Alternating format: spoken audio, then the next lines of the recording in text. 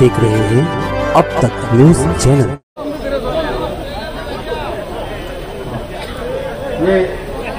ये गुलाम मोहब्बत, ये इनकलाबी जलसे आम में तशरीफ फरमा मंच पे हमारे पार्टी के और शेख रशीद साहब के तमाम ही पुराने नए दोस्त और पार्टी के जिम्मेदारान इस जलसेगाह के अंदर तशरीफ फरमा तमाम ही बुजुर्ग हजरात, तमाम ही नौजवान साथी,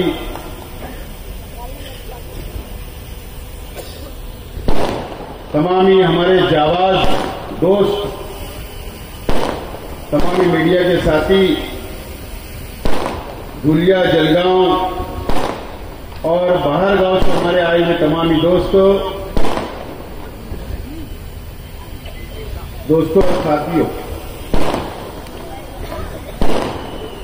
भाई यार फटाका वगैरह ना छोड़ा जाए। हम बार बार ऐलान करते हैं, उसके बाद भी आप लोग नहीं मान रहे। जरा बोल दो, बाहर कोई नहीं बोल, उनको बंद कर दिया।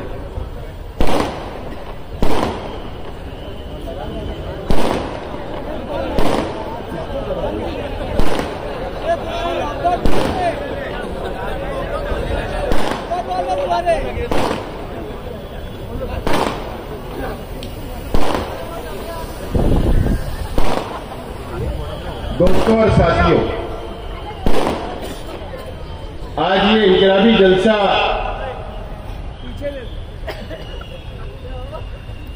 पार्टी की जानिब से, हमारे परिवार की जानिब से लिया जा रहा है।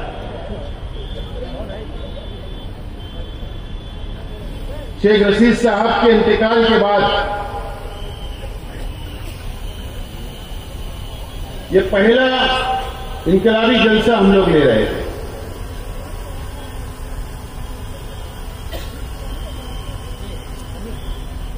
और जब भी पार्टी का जलसा हुआ करता था तो शेख रशीद साहब बिल्कुल हमारे पीछे कुर्सी लगाकर बैठा किया करते थे और हमारी रहनुमाई किया करते थे। और अगर हमारे तकरीर के अंदर कोई गलत जुमला अगर निकल जाता था तो बाद में शेख रशीद साहब आवाम से माफी मांग लिया करते थे और उसको दुरुस्त करने का काम किया करते थे। लेकिन आज शेख रशीद साहब हमारे बीच में नहीं है।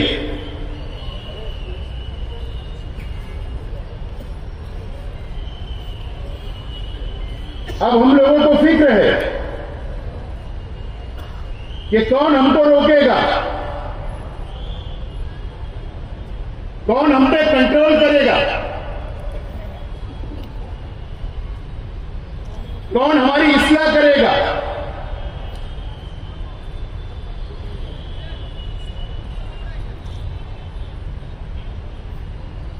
आज मेरे चाचा जलील दादा भी यहां पर है, अकील चाचा भी है, मेरे परिवार के लोग भी हैं।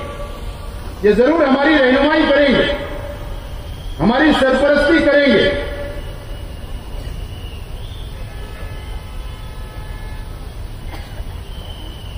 आज का जलसा लेने का मकसद, या हम लोग जो ऐलान कर रहे हैं कि हम लोग सियासत के अंदर बरकरार रहेंगे, हम लोग इस शहर के अंदर सियासत करेंगे, तो इसलिए बोल रहे हैं कि ये 40 दिनों में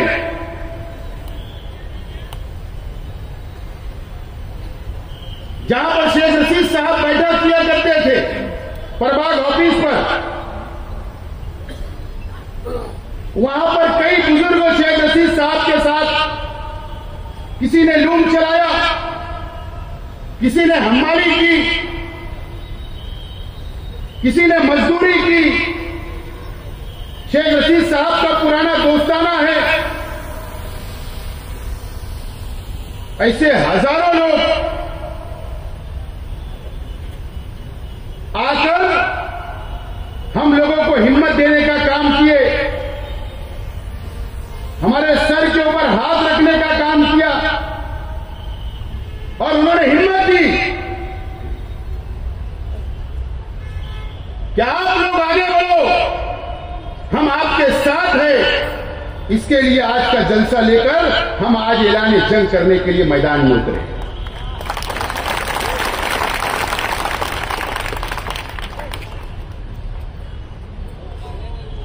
शेख रशीद साहब के एक विचार, एक सोच रही। 40 साल शेख रशीद साहब ने इस शहर के अंदर सियासत की, म्युनिसिपल काउंसिलर से लेकर एमएलए तक, मेयर तक शेख रशीद साहब ने इस शहर के अंदर नुमाइंदगी की, सियासत की। मैं समझता हूं कि निहाल अहमद साहब के बाद शेख रशीद साहब का नंबर लगता है, जो 40 साल इस शहर के अंदर शेख रशीद साहब ने सियासत की और कामयाब सियासत की। क्या वजह? शेख रशीद साहब ने कभी भी अपना माजी नहीं भूला। शेख रशीद साहब ने कभी भी अपने वो साथ में लूम चलाए हुए उनके साथियों को कभी नहीं भूला। शेख रशीद साहब ने कभी ये नहीं भूला कि मेरे साथ पावर लूम चलाया करते थे। कभी शेख रशीद साहब ने ये नहीं भूला कि मेरे साथ कभी हमाली किया करते थे। शेख रशीद साहब ने कभी ये नहीं भूला कि देहातों के अंदर जब शेख रशीद साहब चूड़ी बेचने जाया करते थे तो बेडशीट का और चादर का धंधा करने वाले शेख रशीद साहब के साथ फेरी पे जाया करते थे। कभी उनको नहीं भूला। इसके लिए 40 साल ये शहर के अंदर शेख रशीद साहब ने सियासत की। गरीबों को कभी नहीं भूला, झोपड़पट्टी की आवाम को कभी नहीं भूला। हमेशा उनको साथ लेकर चलने का काम शेख रशीद साहब ने 40 बरस किया और शेख रशीद साहब इस दुनिया से चले गए। और ये मंच में बैठे हुए लोग, ऐसे कई हमारे साबिक कारपोरेटर आज बैठे हैं। शेख रशीद साहब ने किसी को कारपोरेटर बनाने का काम किया। शेख रशीद साहब ने किसी को स्टैंडिंग चेयरमैन बनाने का काम किया। अनेक लोग हैं। शेख रशीद साहब ने अनेक ओहदों के ऊपर कई लोगों को पहुंचाने का काम किया। अपने साना बसाना साथ लेकर चलते रहे और इसीलिए आज ये पूरा मंच इस बात की गवाही दे रहा है कि नहीं, शेख रशीद साहब नहीं है तो भी हम आपके साथ हैं, आपके परिवार के साथ हैं। अगर शेख रशीद साहब अपनी जिंदगी भी लोगों के साथ अगर गलत किया करते तो आज ये लोग बैठते नहीं बल्कि चले जाते थे कि अब शेख रशीद साहब गए, आपको भी टाटा बाबाई हमको कर देते थे। लेकिन आज क्यों बैठे? ये हिम्मत देने के लिए बैठे हैं। ये शहर के आवाम को ये मैसेज देने के लिए बैठे हैं कि हम शेख रशीद परिवार के साथ मजबूती के साथ खड़े हैं। ये मैसेज देने के लिए लोग बैठे होंगे।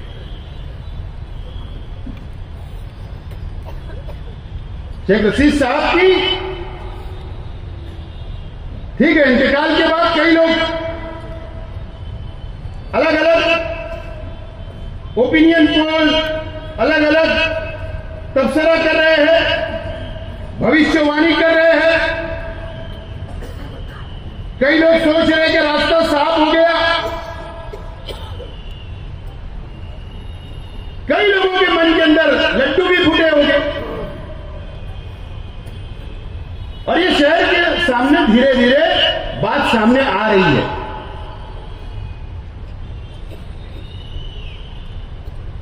शेख आसिफ क्या, शेख रशीद परिवार क्या, जिस बाप ने 40 साल इस शहर के अंदर राज किया, उस बाप की औलाद हम है, याद रखना।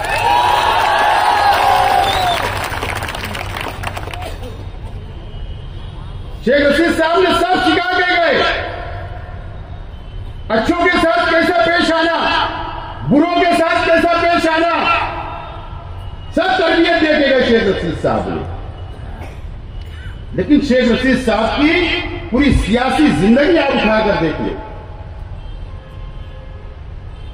यहां पर बैठे हुए तमाम ही, चाहे वो गुरुवार वार्ड हो, रौनकाबाद का इलाका हो, शहीद अब्दुल हमीद रोड हो, कमालपुरा हो, रविवार वार्ड हो, देवी का मल्ला हो, नया इस्लामपुरा हो, पूरे शहर के लोग यहां पर बैठे हुए थे। शेख रशीद साहब ने कभी आपकी वोटों का सौदा नहीं किया, कभी भी आपकी वोटों को ले जाकर कहीं बेचा नहीं, और न तो हमारे मुखालिफ में जितने लीडरान हैं जो कुछ भविष्यवाणी कर रहे हैं, ओपिनियन पोल जारी कर रहे हैं,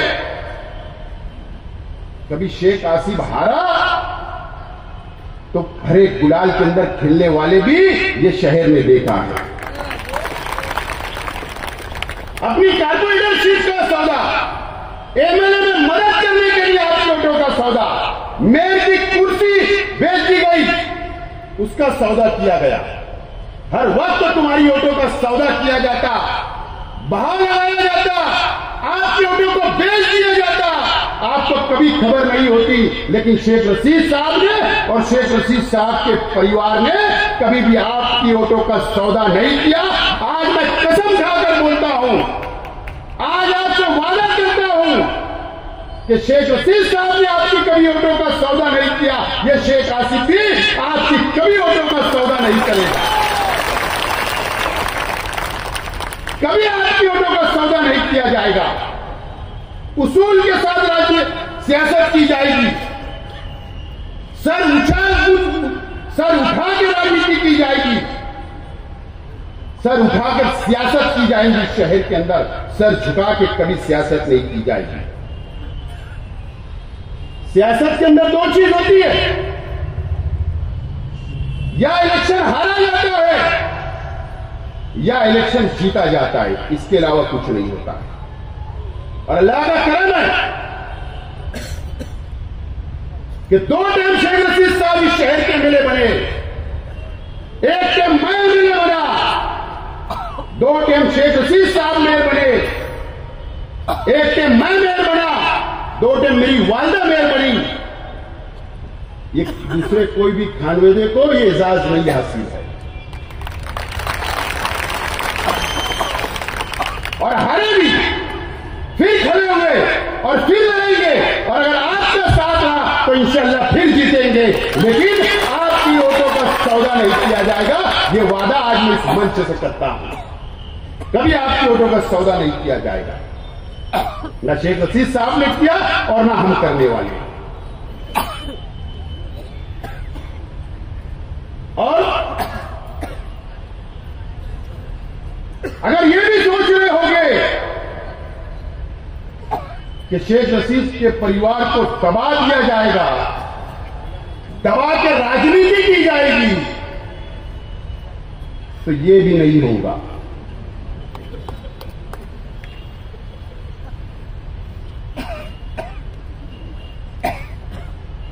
ना हम आपसे दबने वाले हैं, ना आपसे हम डरने वाले हैं, और ना हम कभी झुकने वाले हैं। और अल्लाह का करम है, शेख रशीद साहब ने भी सेंट्रल जेल देखा था, शेख खलील साहब ने भी सेंट्रल जेल देखा, शेख जलील साहब ने भी सेंट्रल जेल देखा, खालिद हाजी ने भी जेल देखा, और शेख आसिफ ने भी सेंट्रल जेल देख के आया है।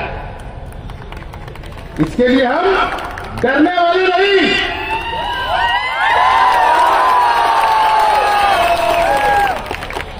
डरने वाले नहीं है।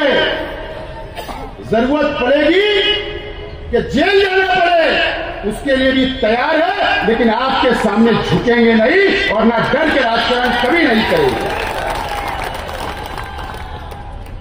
कभी आपके सामने झुकेंगे नहीं, कभी डरेंगे नहीं, कभी छपेंगे नहीं। जरूरत पड़ी सेंट्रल जेल जाने के लिए पूरी तैयारी रहेगी, लेकिन डर के सियासत तो नहीं होगी। और मैं तो शेख रशीद साहब ने हमेशा डेरी से सियासत की। अगर हम डर गए तो शेख रशीद साहब बोलेंगे मेरे जाने के बाद तुम डर गए। तो हम डरने वाले नहीं, ये ज़हन से तो बिल्कुल निकाल देना चाहिए।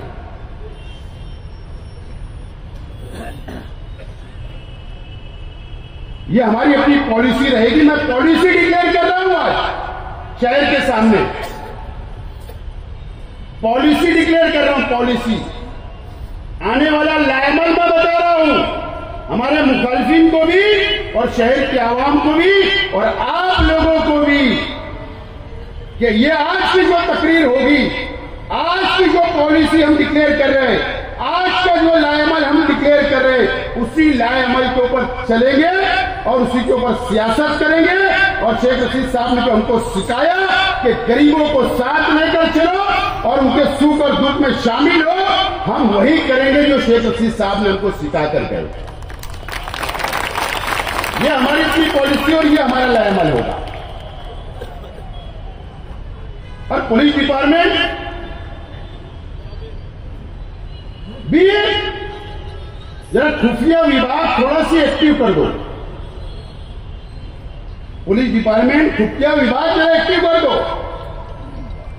मैं कोई तनकीद आज पुलिस डिपार्टमेंट से नहीं करना, पुलिस डिपार्टमेंट में मैं कोई तनकीद आज नहीं करना चाहता हूं।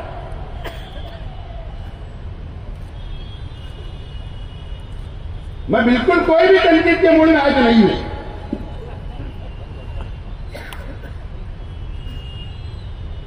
लेकिन पुलिस डिपार्टमेंट भी हमारे मुखालिफिन के ऊपर नजर रखे।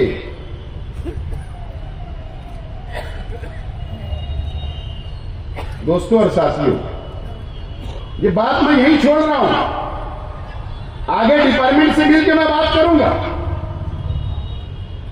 लेकिन ये मालेगांव शहर मस्जिद और मीनारों का शहर है। मालेगांव शहर मस्जिद और मीनारों का शहर है। यह खानकाहों का शहर है।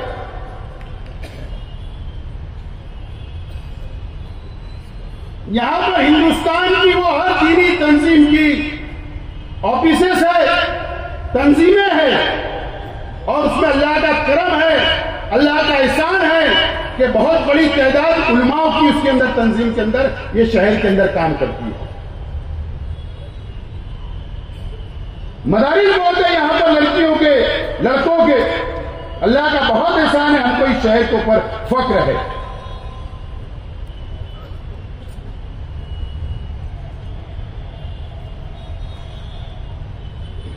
यहां पर तालीमी अदारे भी बहुत है। यहां पर तालीमी अदारे भी बहुत है और अल्लाह का करम है, यहां का एक बच्चा IAS भी बना। हमारा नाम, हमारा शहर का बहुत ऊंचा मुकाम है हिंदुस्तान के अंदर, मुल्क के अंदर, दुनिया के अंदर।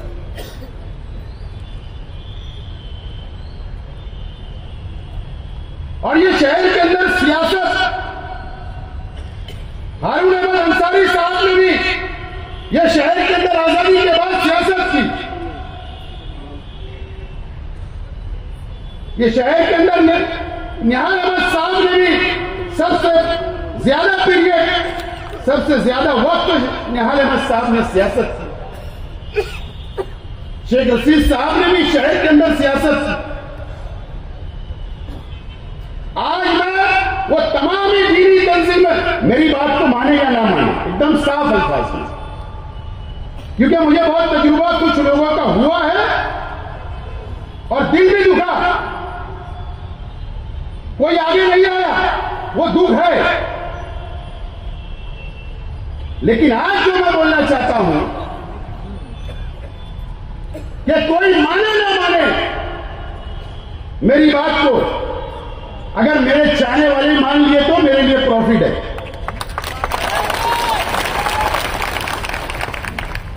मुझे बताओ आज ये शहर की हालत क्या है, ये शहर की सियासत किस तरफ जा रही है। मेरा सवाल है इस शहर के तमाम ही दीनी तंजीम के जिम्मेदारान से, तालीमी अदारों से ये शहर के मोतबर लोगों से, तमामी बिरादरियों के, तमामी सरवराकिन से और ये शहर की आवाम से मेरा सवाल है कि आज ये शहर की सियासत किस रास्ते के ऊपर जा रही है। आज मेरा आप लोगों से सवाल है। ये बहुत दिन बाद जलसा हो रहा है, बहुत दिन बाद मैं तकरीर कर रहा हूं बड़े मंच से। ये शहर की सियासत किस रुख के ऊपर जा रही है।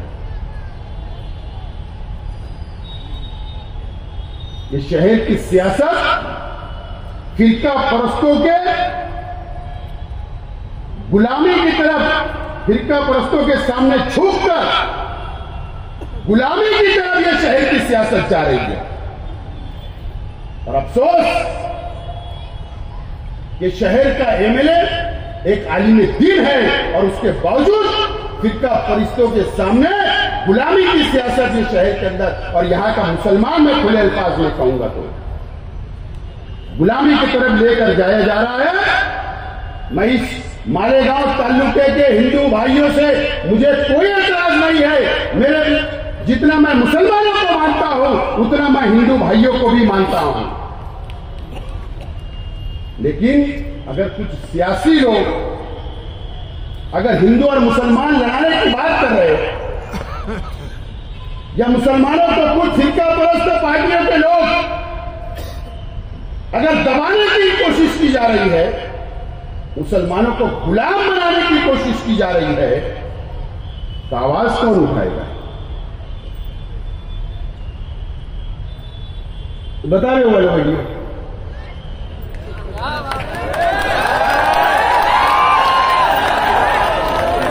ये वहीं बैठे रहते, ये क्या बोले सुनो। पॉझिटिव्ह वाली का लेकिन आता तुम्ही बसलेले होते ना, कुठली बैठक है? देखिए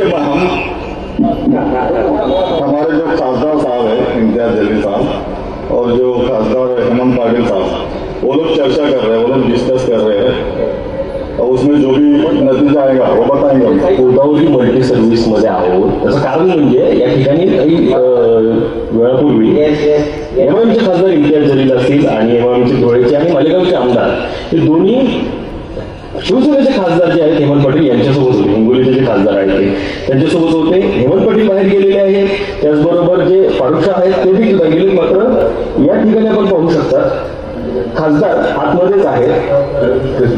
तुम्ही स्वतः आता सिक्युरिटीला सांगितलं की आतमध्ये खासदार ये अब्दुल गफ्फार कादरी एमआईएम के औरंगाबाद के सदर थे उस वक्त। आगे बढ़िए बताओ। सदर ते उघडत नाही, नेमकं काय कारण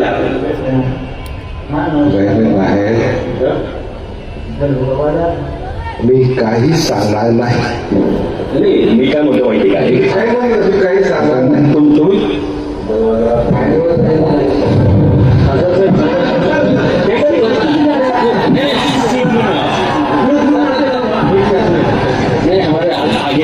इम्तियाज जलील साहब है एमआईएम के member of parliament MP Aurangabad.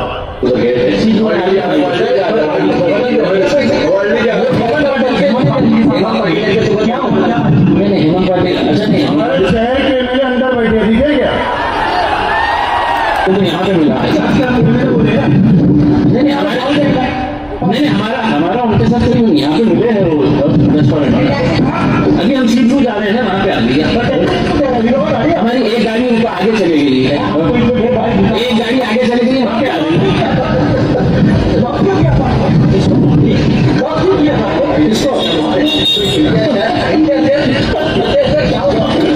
और इनके पास सीधे वो टैक्सी में जा रहे हैं, बात ध्यान रखो। इनके पास गाड़ी नहीं है, ये टैक्सी में मुंबई में घूम रहे हैं। आगे बताओ।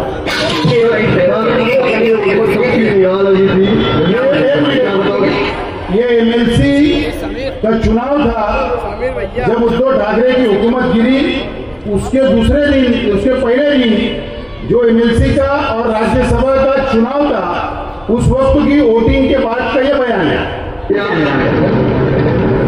वोटिंग हो रही है और क्या बताएंगे? किसको वोटिंग दिया आपने? ये तो हम तो रहता ना। वोटिंग का मतलब ही ये है कि किसको वोटिंग दी गई है उसको बताया ना जाए। वोटिंग का मतलब ही होता है इतने बड़ एहतियात के साथ जो है वोटिंग की जाती है।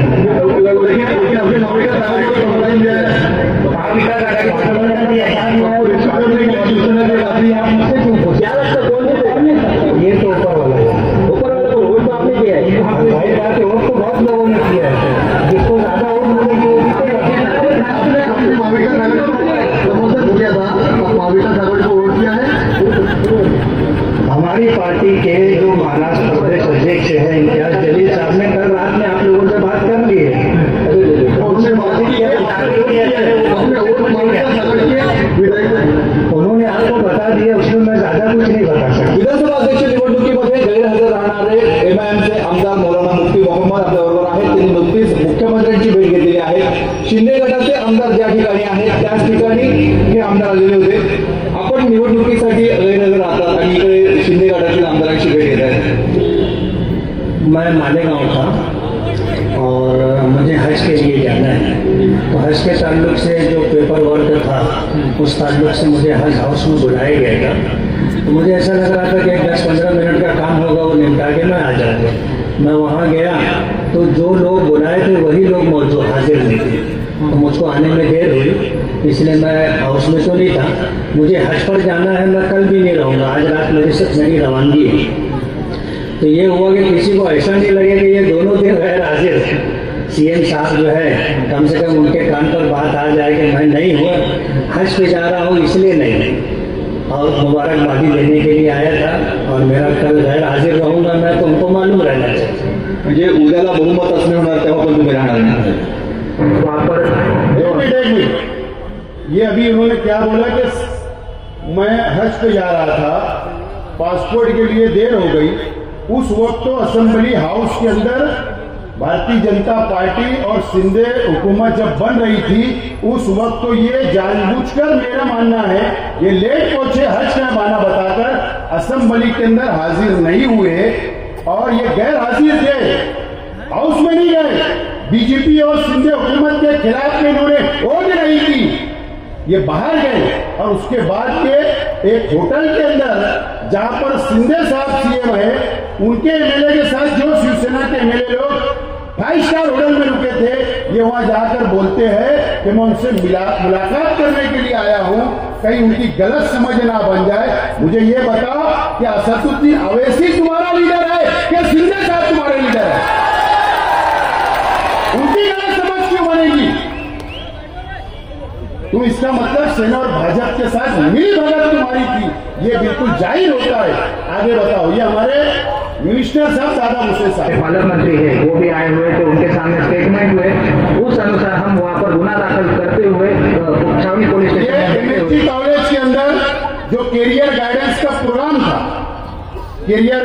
प्रोग्राम था, वहां पर कुछ मुस्लिम स्कॉलर, एजुकेटेड लोग जो लेक्चर देने के लिए मिर्ची में आए थे, उनके ऊपर धर्म परिवर्तन का इल्जाम लगा था, हंगामा हुआ था, फिरका परस्त तंजीमों ने हंगामा किया था. उसके ऊपर जो पुलिस स्टेशन के अंदर गुना दाखिल करने का जो वक्त था, उस वक्त हमारे पालक मंत्री दादा भूसे साहब पुलिस डिपार्टमेंट के साथ में बैठकर उनको हुक्म जो दे रहे थे वो बताना चाहता हूँ, बाद में मैं पूरी बात करूंगा. और यहाँ पर हमें पता चला डिपार्टमेंट को ये 12:30 बजे की घटना दोपहर की, रात में 8:30 बज गए, आतापर्यंत तुम्ही एफआयआर का वर नहीं गेला, यानी क्यों तुमने गुन्हा दाखिल नहीं किया? वो स्कॉलर लोगों के ऊपर ये आदेश दे रहे. आगे बताओ. टोल के ऊपर से गया हुआ यात्रा का जुलूस था, उसके बारे में बाद में बात करूं. आगे दोस्तों और साथी, अभी और एक वीडियो रही मेरे को. दोस्तों और साथियों, मैं इसके लिए बता रहा हूं, आज आप लोगों को, शहर की आवाम को स्क्रीन के जरिए इसलिए मैं बता रहा हूं. मैंने इसलिए पहले शुरुआत ये की कि शहर कहां जा रहा है, शहर कहां जा रहा है. दादा भूसे साहब, आप पालक मंत्री हो, मेरा कोई जाति आपसे झगड़ा नहीं है, हमारे विचार अलग है, हमारी सोच अलग है. मैं सेकुलर विचार रखने वाला हूं और आपकी पार्टी के तो पूरी दुनिया को मालूम है. आप अपने हर तकरीर के अंदर ये बोलते हो कि शहर की तकदीर बदल जाएगी 2024 में, शहर का विकास हो जाएगा, शहर का नक्शा बदल जाएगा. आपकी जो रिकॉर्डिंग टेप रिकॉर्ड है ना, आप 4 साल से वही बजा रहे हो. ये यूट्यूब वाले को मैं बोलना चाहता हूं, आप भी यही बता रहे हो. ये जा तकरीर पे खड़े रहे, चेहरा मोरा बदलून टाकू, विकास होईल शहरात. बुनकरों की मीटिंग के अंदर बुनकर की बात छोड़ दिए, बोले शहर का चेहरा मोरा बदल जाएगा. आप अपने विकास के ऊपर आपके डेवलपमेंट के ऊपर इतना दम है तो विकास और डेवलप के नाम पर वोट मांगो, मुसलमानों की बलि चढ़ाकर आप वोट मत मांगो। यही आपसे मेरे को बोल रहा है। राय तो हिंदू और मुसलमानों को लड़ाते हो। ये शहर की परंपरा है, आज की नहीं 50 साल की, कि देवी का राज आता है हमारी खानदेश से, हमारे खानदेश के हिंदू भाई आते और इस शहर से जाते हैं। यहां का मुसलमान उनको शरबत पिलाता है, यहां का मुसलमान उनको पानी पिलाता है, उनके लिए नाश्ते का इंतजाम करता है। एक खत्तर भी नहीं गए, एक खत्तर आज तक। इतना एहतराम करते हम, भाईचारा इतना है। क्या जरूरत पड़ गई इन 2 सालों के अंदर आपको कि आपकी पार्टी के लोग वो रात आता है कि 40 गौ फाटे के ऊपर आप जमा होते हो, पूरे तालुके के अंदर आप सोशल मीडिया के ऊपर पोस्ट वायरल करते हो कि वहां जमा हो जाओ। हमारा पवित्र महीना चलता रमजान महीना, और हजारों की तादाद के अंदर आप इस शहर से गुजरते हो। हमको गुजरने में कोई दुश्वारी नहीं है, हमको कोई एतराज नहीं है। हम कल भी इस्तेमाल करते थे, आज भी इस्तेमाल करेंगे, कल भी पानी पिलाते थे, आज भी शरबत पिलाएंगे। एतराज ये है कि आज की पार्टी के लोग शहर का लैंड ऑर्डर खराब करते हुए जाओगे, गलत सलत नारे लगाते जाओगे, शकावत के सामने दुकानों का तोड़फोड़ करते जाएंगे। शहर का माहौल क्यों खराब कर रहे हैं? क्यों आपको अपने डेवलप के ऊपर विश्वास नहीं है? आप बहुत विकास की बात कर रहे हो कि उसके ऊपर भरोसा नहीं है, कि हिंदू भाई को भड़का कर वोट देना चाहते हो, कि तफरका पैदा करना चाहते हो? क्या वजह है? ये शहर के आवाम सोचे। शहर के एमएलए का तो आपने देखा है वीडियो, 2019 में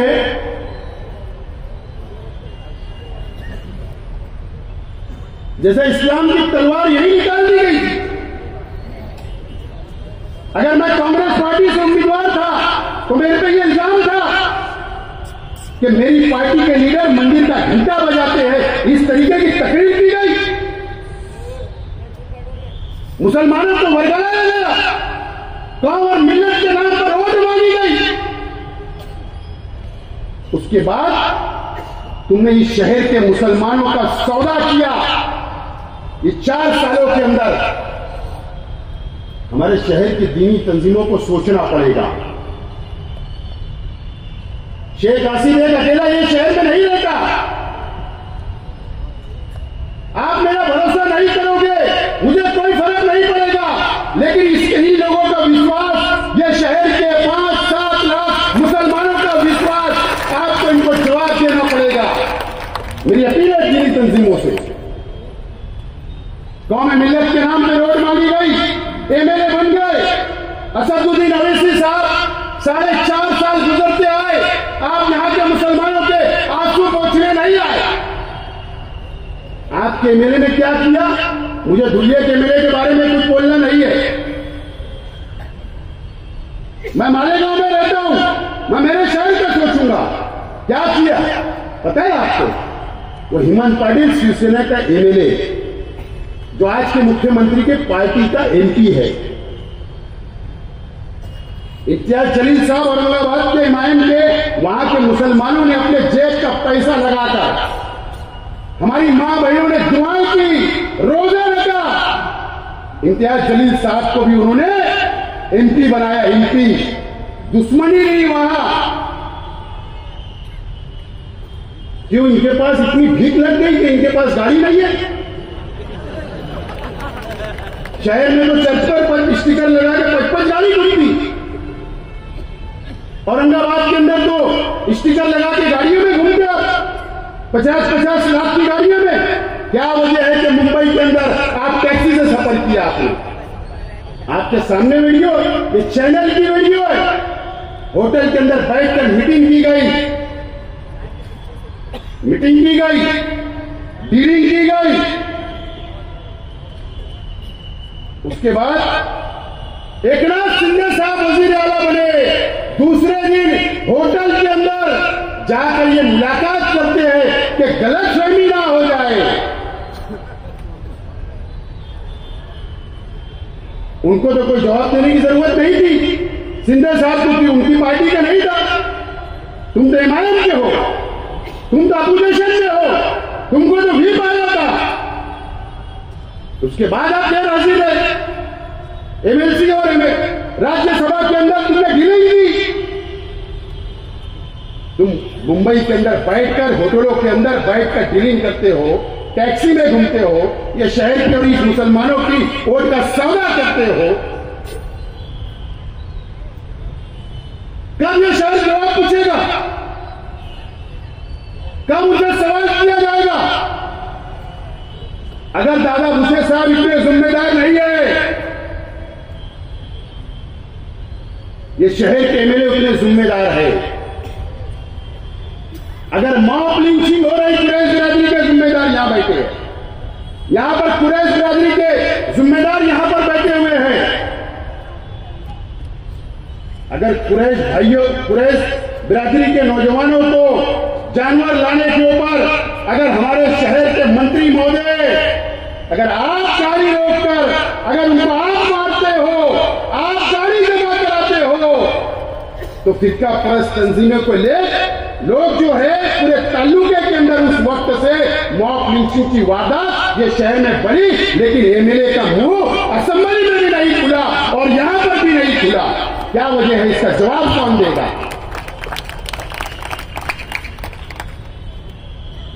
रमजान महीना, कसम खुदा और रसूल की, अल्लाह को हाजिर नाजिर जानकर बोलता हूं कि मैं पूरी तरह भी बोलता।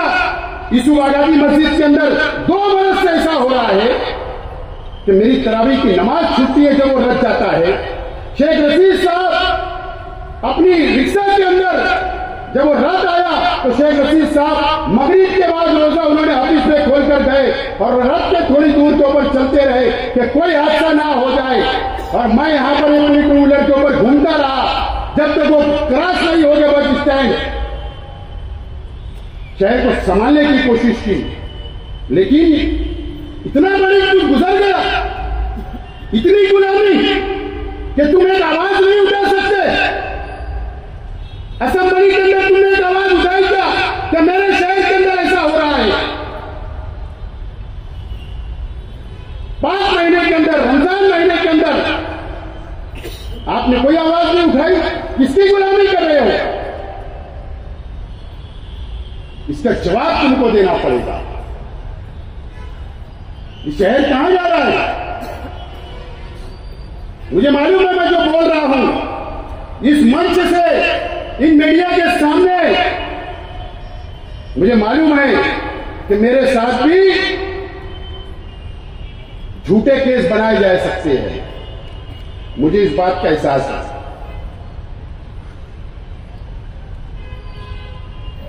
झूठे केस मुझ पर भी बनाए जा सकते हैं, मेरे पे भी कार्रवाई की जा सकती है। लेकिन अगर मैं आज बोल रहा हूं तो इस जिम्मेदारी से बोल रहा हूं कि सेंट्रल जेल की पार्टी मैंने देख के आया हूं कि एक वक्त तो पड़ेगा कि मुझे अंदर रहना पड़ेगा, उसके लिए भी मैं तैयार हूं। इसलिए आज यहां तकरीर कर रहा हूं, उसके लिए भी तैयार हूं, लेकिन झुकूंगा नहीं, यह तो तय। जुल्म के खिलाफ आवाज उठाऊंगा, आंख में आंख डालकर बात करूंगा, यह शहर को बचाने की कोशिश करूंगा, यहां के हिंदू और मुसलमानों की एकता बरकरार रखने के लिए लड़ते रहूंगा। लेकिन सरकार और सरकार के नुमाइंदों के सामने झुकना मुझे नहीं पसंद है और मैं नहीं झुकूंगा। ये बात का मुझे शेख रशीद साहब ने सिखा कर गए। डरना नहीं, झुकना नहीं। क्या होगा?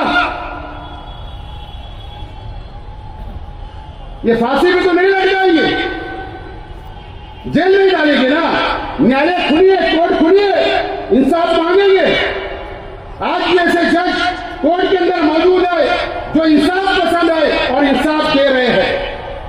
लेकिन इसका जवाब ये शहर के एमएलए को देना पड़ेगा। अरे कितनी शर्म की बात है, 4-4.5 फीट का आदमी नितेश राणे मालेगांव के अंदर आता है, किले के ऊपर चल जाता है और ये कमिश्नर उसका इस्तेमाल करता है और वो वहां से नजारा देखता है। नजारा ये शाह बिरादरी के लोग बैठे हैं, सचिन शाह वगैरह, शाह बिरादरी की एक बहुत बड़ी आबादी है वहां पर, हमारे दलित भाइयों की भी बहुत बड़ी आबादी है उस बस्ती में, हमारे मुनकर भाइयों के भी बहुत मकानात है वहां। वो आकर वहां पर बोलते हैं कि 8 दिन के अंदर ये बस्ती खाली हो जाना चाहिए, मैं तो बुलडोजर चला दूंगा। इतनी मर्दानगी थी ना असेंबली के अंदर आवाज उठा के बोलना, शर्म आना चाहिए कि तुम्हारे असेंबली हल्के के अंदर की जाता, तुम्हारे असेंबली हल्के के अंदर आकर तुमको चैलेंज करते गया, सिर्फ तुमको चैलेंज करके नहीं गया, यहां के मुसलमानों को चैलेंज करके गया, लेकिन आपने एक अल्फाज नहीं बोला। इसका जवाब भी तुमको शहर को देना पड़ेगा। अरे असेंबली के अंदर बोल दिया कि पाकिस्तान है, मानेगा वो नितेश राणे ने खुला बोल दिया मीडिया के सामने। इससे पहले भी बोला कि जमीन का जिहाद चलता, बांग्लादेशी पाकिस्तानी लोग रहते, उनको पलायन लेके जा रहे, आपने कुछ नहीं कहा। अरे क्या बुज़दिल बना रहे हो शहर को? आपकी जिम्मेदारी है, ये शहर के आवाम ने आपको वोट दिया, आपको असेंबली के अंदर भेजा, इसके लिए नहीं कि आप होटलों के अंदर बैठ के शिवसेना के साथ सौदेबाजी करो, इसके लिए कि आवाज उठाने के लिए भेजा गया था। खामोश आप, अरे वो चैलेंज करके जाता है इंसान और आप खामोश है, ये शहर का नुमाइंदा खामोश। कौन देगा इसका जवाब? कब सवाल पूछेगा ये शहर? आपको सवाल पूछना पड़ेगा। ये साल इलेक्शनी साल है, पार्लियामेंट, कॉर्पोरेशन, असेंबली 2024 में 3 इलेक्शन आने वाले हैं और ये शहर का इम्तिहान है और साथ साथ में शहर की दीनी तंजीमों का भी इम्तिहान है। ये शहर के अवाम के सामने, मेरे सामने जान दो, मैं नाराज हूं, आप मुझे जवाब दे नहीं हो सकते, लेकिन ये शहर को आप जवाब दे दो, आपको जवाब देना पड़ेगा। शेख आसिफ कब्रिस्तान का मामला उठाता है तो बोलते सियासत है। अरे अल्लाह देख रहा है, कोई आगे नहीं आए। मैं कोई तनकीद नहीं कर रहा हूं, अच्छे लोग भी है, दीनी तंजीमों में अच्छे लोग भी है, लेकिन उनको कुछ लोग मिसगाइड करके रास्ता बता देते हैं, डरा दिया जाता है उन लोगों को। अगर मेरी बात खराब लग रही तो मैं माफी मांगता, नहीं तो कल तनकीद शुरू। हालांकि शेख रशीद साहब ने बोले भाई तनकीद आएगी, तनकीद करेंगे, करने दे। मैं भी एकदम मजबूत हो गया, आन लो कितनी तनकीद आती, सब तैयार है मैंने, लेकिन इम्तिहान है और अब तुमको इम्तिहान लेना है। क्या होगा? आपके हाथ में फैसला शहर के आवाम के हाथ में, या हरा दोगे हमारी पार्टी को या जिता दोगे, फैसला आपको है। और नहीं तो ऐसी बुज़दिल बन के रहो, सर झुका के रहो, जुल्म के खिलाफ मत बोलो, जुल्म होता हुआ मत देखो, शहर को लूटा जा रहा है खामोश रहो, कारपोरेशन को लूटा जा रहा है। अरे तुम्हारा पैसा है, तुम्हारा टैक्स का पैसा, तुम कारपोरेशन में घर पट्टी, नल पट्टी, प्रॉपर्टी टैक्स भरते हो। वो पैसा जो जमा हो रहा, मालूम है तुमको ये 2 सालों के अंदर क्या हुआ? बाकी मुकर्रीम ने बताया आपको। अरे शेख रशीद साहब का और अगर शिवसेना से अगर कोई झगड़ा शुरू हुआ तो किस वजह से हुआ पता है? 100 करोड़ रुपया मंजूर हुआ हुकूमत से, सिर्फ ठेकेदारी करने के लिए। मैं हिंदू मुसलमानों की बात नहीं कर रहा हूं, क्या उधर ज्यादा क्या इधर कम, इसके लिए नहीं। ठेकेदारी करना है कुछ पार्टी के लोगों को। मालूम है 84 करोड़ रुपया मंत्री महोदय ने लेके चले गए। हिस्से में कितना आया? सिर्फ 16 करोड़। 16 नहीं, मेरे ख्याल 14 ही आया है उसमें हिसाब में। कारपोरेशन का हिस्सा कितना था मालूम है? 30 करोड़। 30 करोड़ और 100 करोड़ में हमको भी लेना था। अरे अगर 30 करोड़ भी मंजूर हो जाते हो तो हमको समाधान रहता, इत्मीनान रहता। नहीं, 30 तो मिला, लूटमार हो गई। एमएलए खामोश। आज तो कोई मेयर नहीं है, कोई कारपोरेटर नहीं, कोई स्टैंडिंग चेयरमैन नहीं, कोई डिप्टी मेयर नहीं, सिर्फ एमएलए। जिसकी पकड़ कारपोरेशन में होना चाहिए, कमिश्नर का दबाव होना चाहिए। अभी 50 करोड़ मंजूर आया। मुझको भी बोला गया था कि 1 करोड़ आपको देते, आप नाम बता दो।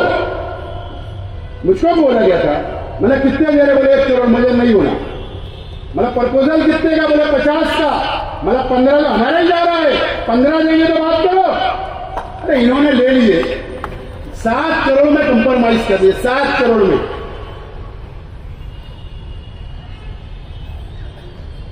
कितना गया? तेरे 40 करोड़ रुपये चला गया। अपना कितना गया? 15 करोड़ रुपया। वो चोर कमिश्नर की ये सिफारिश करते थे, उसके साथ मीटिंगें करते थे। मैं लड़ता रहा, मेरी पार्टी के लोग लड़ते रहे, और आखिरी में जीत अल्लाह ने किसको दी? कमिश्नर को गोगड़ी बिस्तर बांधकर निकलना पड़ा। यह अल्लाह का करम है, यह शेख आसिफ की ताकत का अंदाजा है, लगा लो। लेकिन ये सब हो रहा है। ये नए कमिश्नर आए, पहले आकर उन्होंने नमस्कार कहा घर पे, ऑफिस पे, आशीर्वाद राहू दिया। मला आशीर्वाद राहणार है, आशीर्वाद राहणार है, परंतु भेदभाव होईल तो आशीर्वाद राहणार नाही। आशीर्वाद केव्हा राहील? भेदभाव मालेगाव मतदारसंघमध्ये भेदभाव झाला नाही पाहिजे। अगर तुम्ही केलं तर तुमच्यावर मग आम्हाला सर्व माहिती आहे धुळेमध्ये काय काय झाला। तो ऐसा थोड़ा मराठी कच्ची पक्की समझ लो। तो ये दबदबा और ये दहशत, ये दबाव होना चाहिए। इनके जैसा नहीं कि कमिश्नर इनके आकर ऑफिस के ऊपर बैठ गया, साहब आपका हिस्सा पहुंच जाएगा। साहब ने कहा था कि कमिश्नर बचाओ, शहर बचाओ, डब्बे में। कहां पे तहरीक थी? कोई तहरीक नहीं। ये कारपोरेशन को 700 करोड़ रुपए का कर्जदार ने 2 साल के अंदर बनी है कारपोरेशन। 700 करोड़ रुपया। मैं दूसरे चिल्लर लीडरों की बात नहीं कर रहा हूं, जाने तो उनको तो मैं गिनती में भी नहीं लेता हूं। अल्लाह का करम है। तुम्हारी वोट का सौदा करने वाले बहुत है, छोटे छोटे, वो तो अपने गिनती में भी नहीं है, अपन लेवल के लोगों से लड़ते। सब मुलविस है, सब मुलविस है, अपना घर भर रहे हैं। गुरुवार वार्ड वाले जरा ध्यान दो, घर बहुत भरा जा रहा है, खाली तुमको ही करना। दोस्तों, ये तमाम चीजें ये कारपोरेशन के अंदर लूटमार की जा रही है।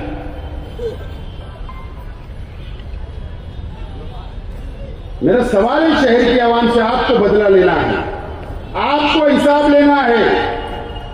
मैंने कहा ना कि जाति दुश्मनी ना दादा हुसैन साहब से ना मुफ्ती इस्माइल साहब से।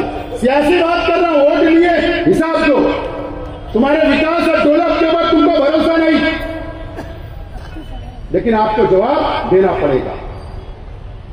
दोस्तों और साथियों, अभी मैं बहुत बोलने वाला, आराम से बैठो। किसी ने बुनकर परिषद, बुनकर ना पावरलूम परिषद, और किसी ने ऐलान जंग के पोस्टर लगे शहर में। बुनकर तंजीमें अगर सुन रही मेरी एक वीडियो बात परिषद की हो, ईरान जंग भी हुआ। असल में ये लड़ाई बुनकरों की लिए नहीं थी, ये असल में ये साइकिल की लड़ाई थी। साइकिल की, समाजवादी की जो साइकिल है ना, एक सदर को दूसरे ने लात मारा, घर से गिर गया, उसका बदला लेने के लिए पूरे शहर के बुनकरों को जमा किया गया।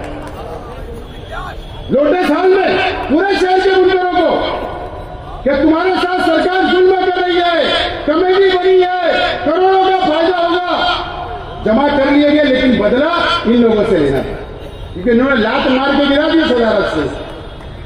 और तुम पावरलूम कंपनी से लड़ने की बात करते हो। एमएलए और जो तंजीमों के लोग हैं, मैं सबको खराब नहीं बोल रहा हूं, मैं तो फिर कल से तनकीद शुरू करना, बहरहाल तैयारी।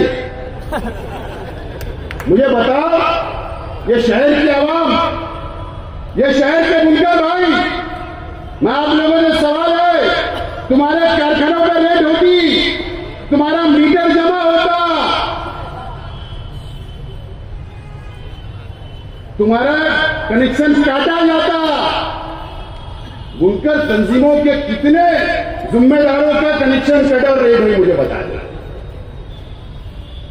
जितनी बुनकर तंजीमें हैं, जितने जिम्मेदार है, एक के भी वहां बिजली पावर की कंपनी के लोग नहीं जाते, कनेक्शन नहीं काटते, उनका मीटर नहीं जमा करते, रेट नहीं करते, क्योंकि तुम लोगों का इस्तेमाल ये बुनकर तंजीम के कुछ लोग करते हैं।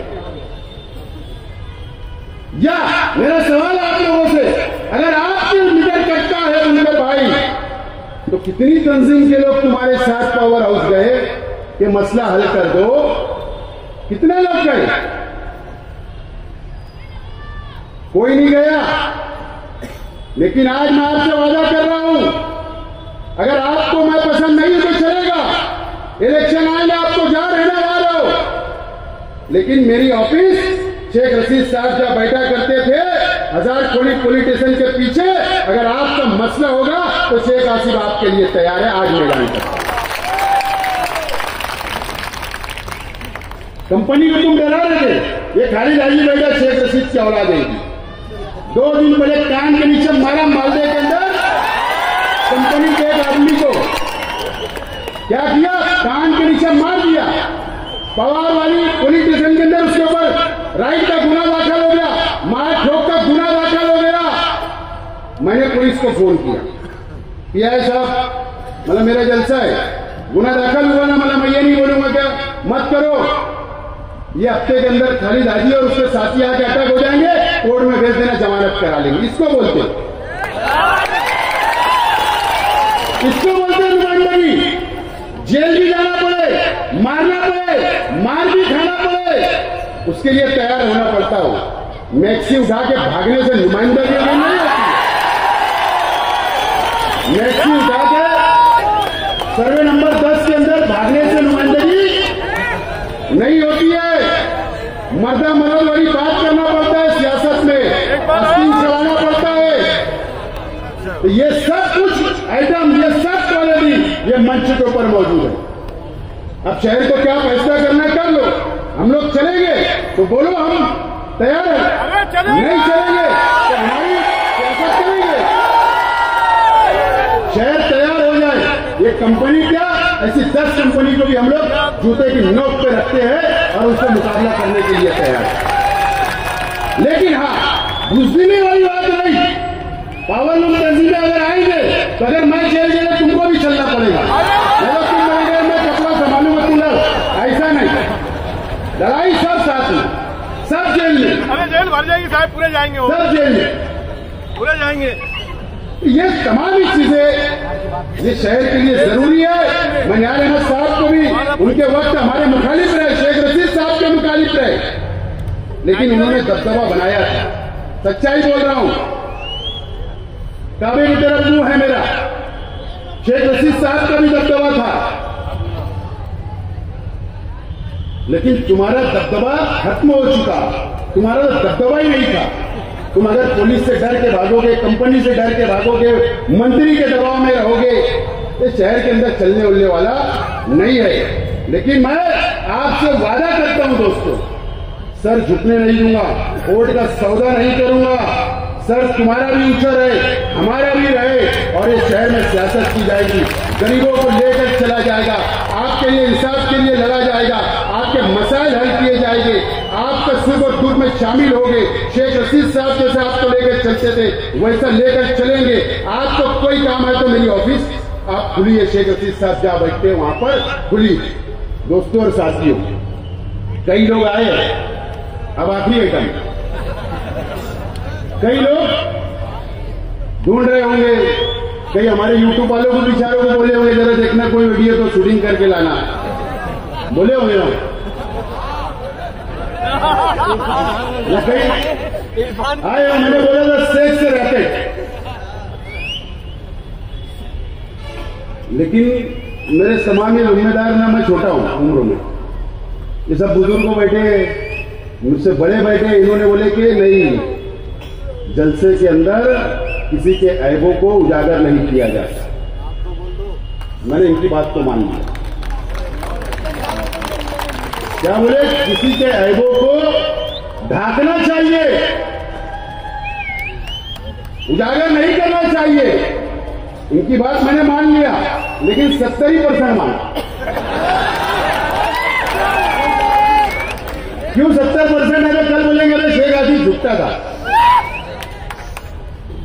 मैं इसलिए मैं बोलता हूं, देखो शेख रशीद साहब बोला करते थे जो है खुला हूं, बोलते थे खुली किताब हूं, वैसे मैं बोल रहा हूं मैं भी खुली किताब हूं,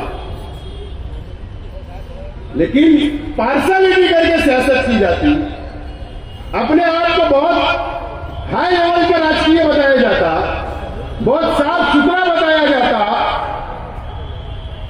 बहुत एजुकेटेड बताया जाता, बहुत मजहबी बताया जाता। इसके लिए कुछ लोगों की कुंडली अपने पास रखना पड़ेगा। आज सिर्फ मैं एक हल्का सा टेलर बता रहा हूं, वीडियो में है लाए नहीं, मैंने एकदम एक आधे मिनट की है। किसी का स्कैम है, बॉन्ड धोखेबाजी का, किसी की व्हाट्सएप चैटिंग है, कोई बेचारा रिक्शा वाला किसी को लेकर जा रहा है, ऐसे कुछ चीजें हैं। किसी ने धोखा दिया शादी के बहाने से, और मैंने बोला ना इनकी 70% बात सुनो, वीडियो रोक लिया, लेकिन अगर वक्त पड़ा तो बता दूंगा, बता रहे भैया, ये रोक के बता। आगे ये बॉन्ड है धोखेबाजी का रंग, ये ऐसी चीज है, और मेरे पास कई लोग चल कर आए जिनके साथ सुलह हुआ, चल कर आए, मटेरियल दिए, वीडियो दिए, चैटिंग दिए, स्कैम दिए। ये शहर के लीडरान की बात कर रहा हूं, कोई कुत्ता गोली खाने वाले की बात नहीं कर रहा हूं। ये शहर है हमारा, कब आवाज उठेगी, कब आवाज उठाओगे, ये आप लोगों से मेरा सवाल है। और मैं आखिरी बात बोल रहा हूं कि मैंने पहले कहा कि मेरा परिवार, शेख रशीद साहब नहीं है, दुनिया से चले गए, शेख खलील साहब दुनिया से चले गए, और ये सोच रहे होंगे कि ये परिवार दब जाएगा, डरा दिया जाएगा, तो तुम्हारी सोच को निकाल लेना। न डरने वाले हैं, न छपने वाले हैं, और दादागिरी से और सर उठा के हम लोग राजकारण करेंगे शहर के अंदर। और किसी को, आपको भी किसी से डरना नहीं है, और वक्त आएगा तो जलसे लेते रहेंगे, और इंशाअल्लाह शेख रशीद साहब की सोच को